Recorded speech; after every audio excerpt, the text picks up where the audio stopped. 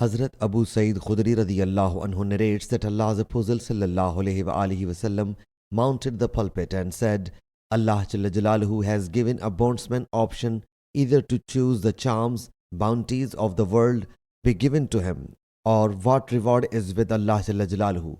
So that bondsman choose what was with Allah Jalla Jalaluhu.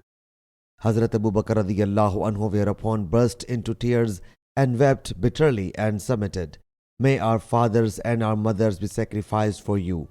Hazrat Abu Sa'id said, the person who was granted the option was Allah's Apostle sallallahu alayhi wasallam, and Hazrat Abu Bakr radiyallahu anhu knew it more than all of us.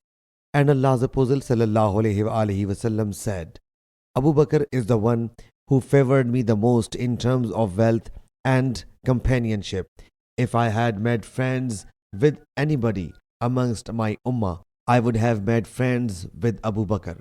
But Islamic brotherhood exists, and no window must be left open to the mosque but that of Abu Bakr. Sahih Muslim Hadith number 6120.